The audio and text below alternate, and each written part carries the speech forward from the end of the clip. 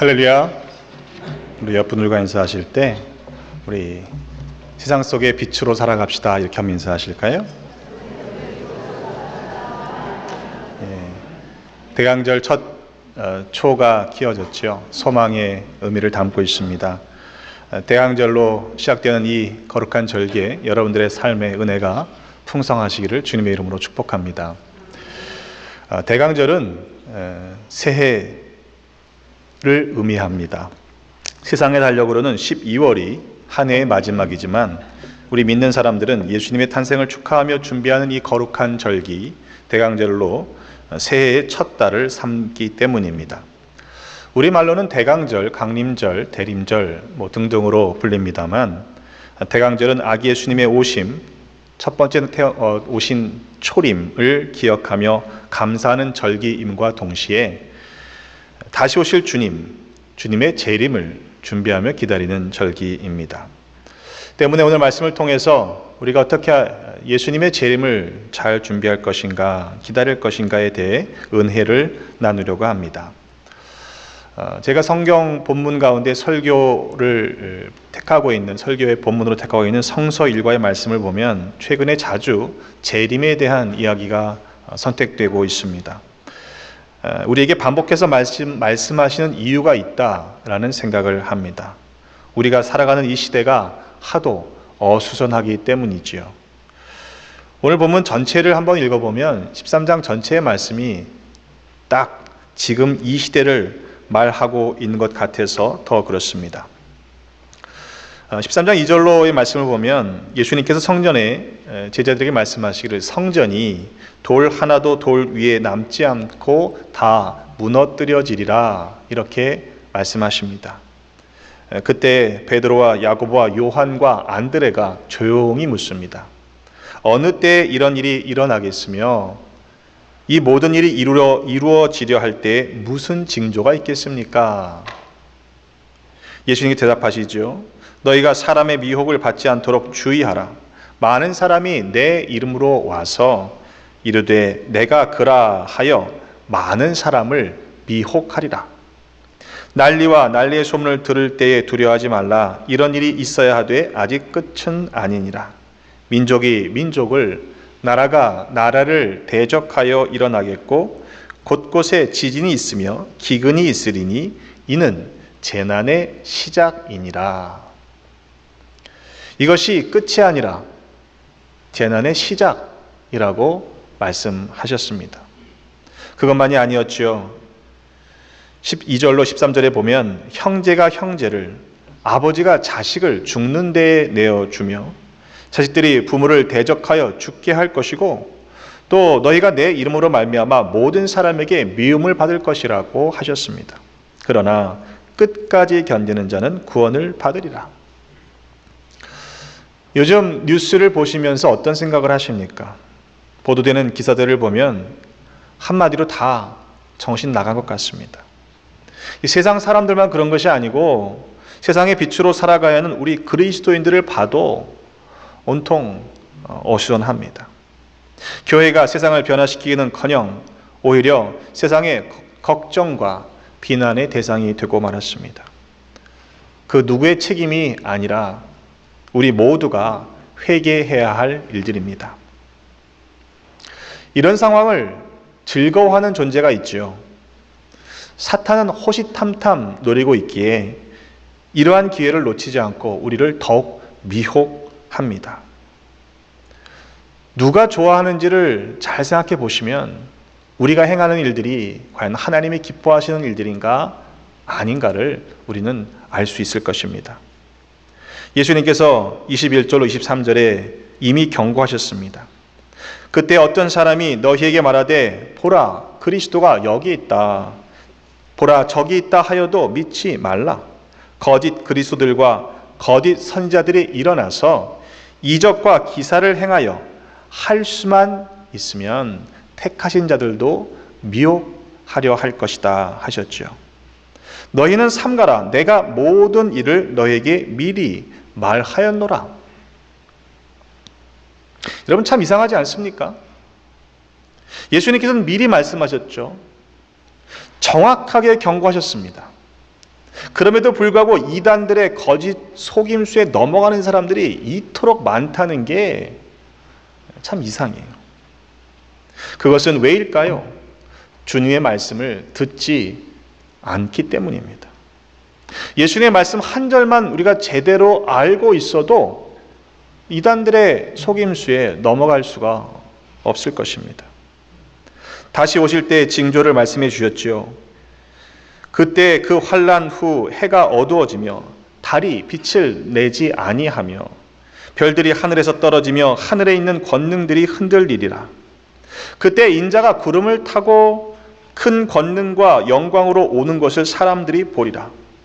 또 그때에 그가 천사들을 보내어 자기가 택하신 자들을 땅 끝으로부터 하늘 끝까지 사방에서 모으리라. 이 말씀을 들을 때 어떤 생각이 드십니까? 요즘 같은 세상에 무슨 말도 안 되는 이야기하고 있지 않은가? 혹 그런 생각 하지는 않으셨습니까? 여러분, 예수님의 말씀입니다. 그렇다면 우리는 말씀 그대로 믿어야 합니다. 내 생각과 경험과 상식은 그다지 중요하지 않습니다. 왜냐하면 하나님은 우리의 상식과 경험과 또 판단 너머에서 역사하시는 분이시기 때문입니다. 예수님께서 승천하실 때에도 그랬습니다. 주님이 말씀을 마치시고 제자들이 보는데 올려져 가실 때 구름이 그를 가리어 보이지 않게 되었죠. 근데 제자들이요, 자세히 하늘을 쳐다보고 있었습니다. 그때 흰 옷 입은 두 사람이 그들 곁에 서서 이르되 갈릴리 사람들아, 어찌하여 서서 하늘을 쳐다보느냐? 너희 가운데서 하늘로 올려주신 이 예수는 하늘로 가심을 본 그대로 오시리라. 이렇게 말씀했습니다. 사도행전 1장에 나타나는 그 말씀을 보면 제자들이요, 부활하신 주님과 40일 동안 함께 지낸 후에 일입니다. 그런데도 그들의 눈앞에서 예수님께서 부활하신 주님이 승천하시는 것입니다. 자신들의 눈으로 보고 있지만 이게 참 놀랍고 신기했던 일이었죠. 넋놓고 하늘만 바라보고 있던 제자들에게 천사들이 이야기한 것입니다. 너희 가운데서 하늘로 올려주신 이 예수는 하늘로 가심을 본 그대로 오시리라. 그 이상도 그 이하도 아닙니다. 여러분, 주님이 올라가신 그대로 다시 오심을 믿을 수 있기를 주님의 이름으로 축복합니다. 오래전 한국에서 있었던 일입니다. 1992년 10월 28일 한국의 다미선교회라고 하는 이단이 한국을 매우 소란스럽게 했던 적이 있습니다. 다가올 미래를 준비하라, 그래서 담이라고 붙였다고 그러더라고요. 그날이 가까우자 많은 사람들은 대한민국이 들썩일 정도로 소란을 피웠어요. 그래서 집 있는 사람들은 집을 팔고 재산을 정리하고 다미선교회 본부로 모이기 시작합니다. 10월 28일이 되니까 방송국에서는 진짜 그런 일이 있을까 싶어서 중계를 하고 난리도 아니었습니다. 흰옷을 입고 주님 다시 오심을 기다리며 그날에 오시면 자신들이 들림받을 것이다, 휴거될 것이다, 그렇게 가르쳤고 많은 사람들이 동요되었습니다. 저는 당시에 신학교 4학년이었는데 저녁이 되어서도 뉴스가 막 그 사건들을 취재하고 현장들을 중계하는 것을 보면서 무슨 재림? 그러면서 저는 마음 편하게 잠을 잤습니다. 근데 그날 밤 일찍 청한 잠을 자는 중에 꿈을 꾸었어요. 저 멀리서 자그마한 점 같은 것이 시작되었는데 그게 점점 제게 다가오면 다가올수록 명확해지는데 그 구름 위에 엄청난 많은 사람들이 그 구름 위에 있고 그 가운데에 한 번도 성화에서 본 적이 없지만 아주 찬란한 빛 가운데 계시는 한 분을 보았습니다. 누가 뭐라고 가르치지 않았다고 해도 그분이 예수님이시구나 라는 것을 꿈속에서 깨달을 수 있었어요. 소리가 아주 자그마한 종소리로 시작되었는데 제게 가까이 오면 가까울수록 엄청난 감당할 수 없는 커다란 종소리로 그 모습으로 제게 꿈속에서 확 들어왔습니다. 제가 얼마나 놀랐던지 화들짝 놀라 일어났습니다.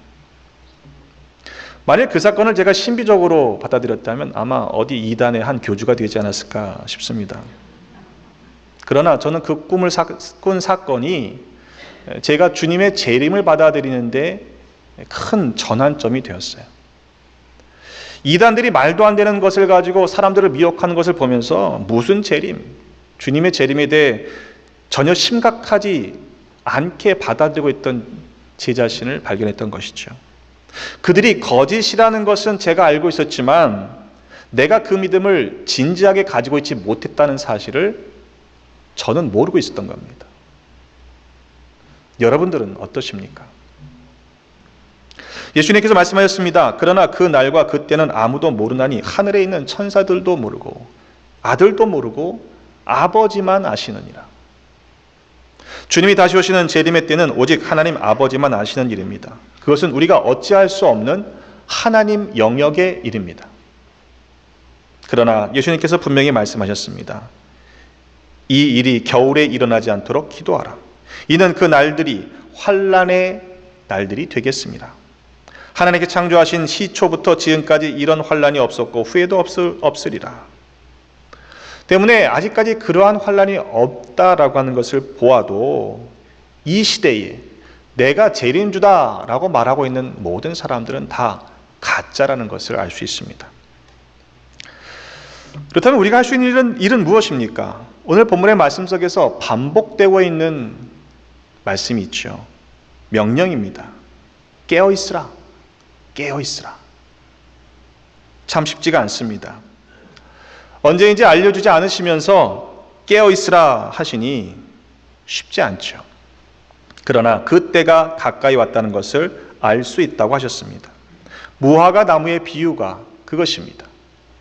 무화과 나무는 다른 나무들에 비해서 잎을 늦게 내는 그런 나무입니다.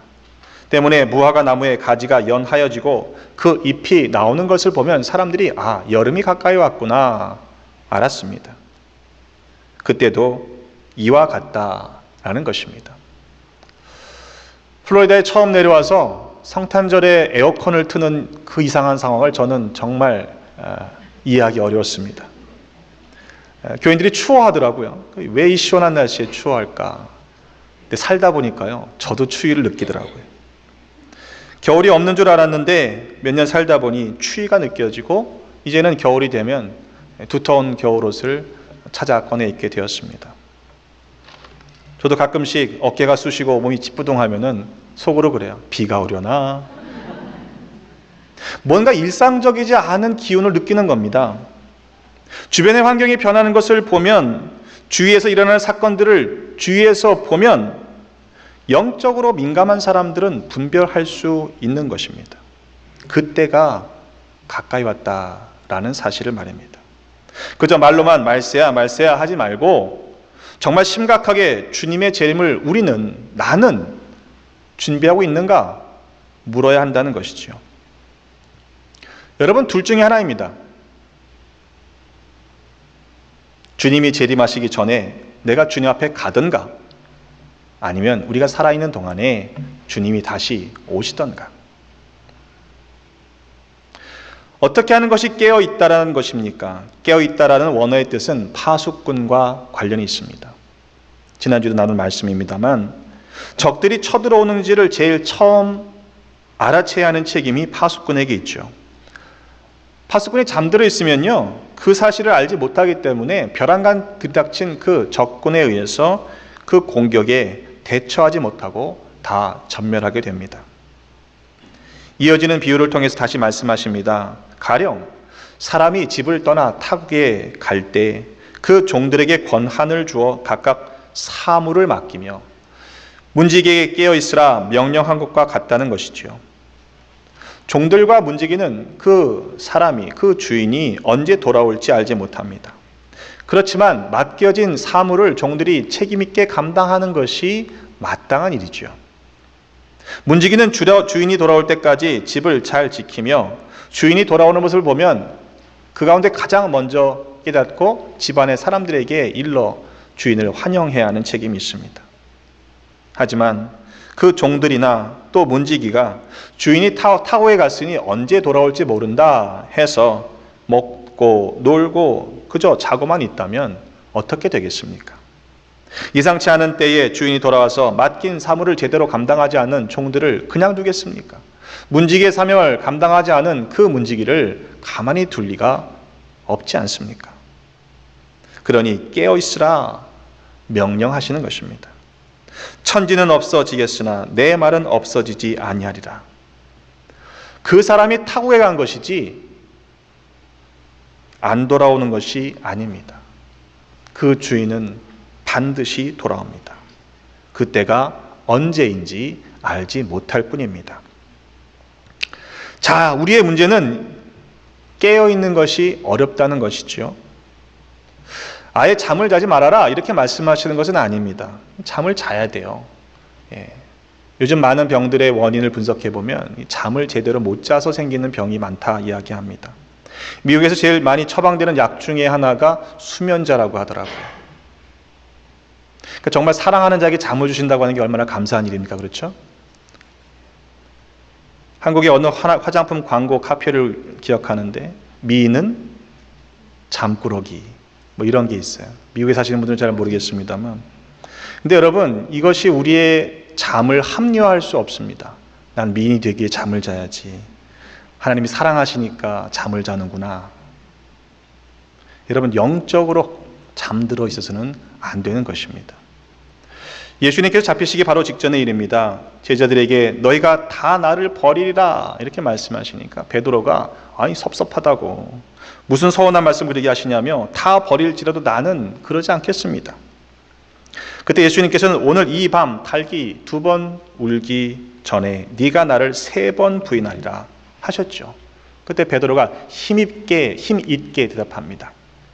내가 주와 함께 죽을지언정 주를 부인하지 않겠습니다. 모든 제자들도 죽을지언정 그렇게 하지 않겠습니다. 부인하지 않겠습니다. 대답했습니다. 그리고 겟세마네 동산으로 가셔서 기도하실 동안에 다른 제자들에게는 여기 앉아 있으라 하시고 따로 베드로와 야고보와 요한을 데리고 가셔서 심히 놀라 슬퍼하며 말씀하십니다. 내 마음이 심히 고민이 되어 죽게 되었으니 너희는 여기에 머물러 깨어 있으라 이렇게 당부하시곤 조금 더 나아가셔서 땅에 엎드려 간절히 기도하셨습니다. 베드로와 야고보와 요한의 입장에선 매우 당황스러운 일이 아닐 수 없습니다. 예수님께서 놀라시면서 그렇게 슬퍼하셨던 모습을 본 적이 없기 때문입니다. 게다가 내 마음이 지금 심히 고민되어 죽게 되었다라고 말씀하시니 바짝 긴장하는 것이 맞지요. 그런 상황에서 제자들에게 깨어있으라 하신 부탁입니다. 다른 때보다 정신 정말 바짝 차리고 깨어 있었어야 했습니다. 하지만 그들은 한시도 깨어 있지 못했습니다. 그것도 2번씩이나 잠이 들고 말았습니다. 마음에는 원이로 돼 육신이 약했기 때문입니다. 눈이 심히 피곤했기 때문입니다. 그러나 아무리 약하고 피곤했더라도 그때가 어떤 때였는지 알고 있었다면 제자들은 결코 잠들 수 없었어야 합니다. 우리가 깨어있기 위해서는 먼저는요, 그 때를 분별할 수 있어야 합니다. 아무리 졸리더라도, 아무리 약하고 피곤해도 주님이 곧 문 앞에 이르신 것을 안다면 결코 영적으로는 잠들지 않게 될 것입니다. 깨어있기 위해서는 또한 육신의 잠도 줄여야만 합니다. 드라마 연속 보고 눈이 시뻘개질 때까지 밤새도록 보면서 잠을 못 잤다고 할 수는 없는 일입니다. 여러분 하루에 스마트폰 들여다보는 시간이 얼마쯤 되시나요? 스마트폰 들여다보는 시간이 기도하는 시간보다 많아서야 되겠습니까? 내 일에는 분주하면서 그래서 피곤하다 하면서 하나님의 일을 게을리할 수 있다, 게을리한다면 그것도 바람직한 것은 아니죠. 눈이 피곤하고 육신이 약해서는 깨어 있을 수 없습니다. 집중하지 못하게 하는 회방되는 요소들은 다 우리 주변에서 치워버려야 합니다.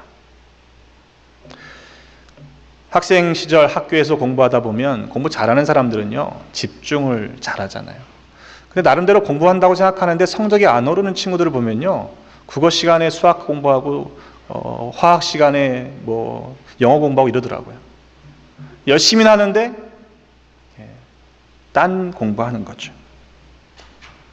여러분, 우리가 영적으로 집중해야 할 이유는 무엇입니까? 그때가 매우 긴박하고 또 절박한 일이기 때문입니다. 종종 그런 분들 계시잖아요. 목사님, 나는 죽었다 깨나도 새벽에는 못 일어나요. 그런 분들이 새벽에 와 있으면요, 제가 마음이 덜컹해요. 제가 덜컹하더라도 괜찮습니다. 여러분, 새벽을 깨워 기도하시기를 주님의 이름으로 부탁을 드립니다. 쉬지 말고 깨어 기도하십시오. 예수님께서 말씀하셨습니다. 시험에 들지 말게 깨어 기도하라. 자꾸 우리가 게을러지는 데 익숙해지면 안 될 거예요.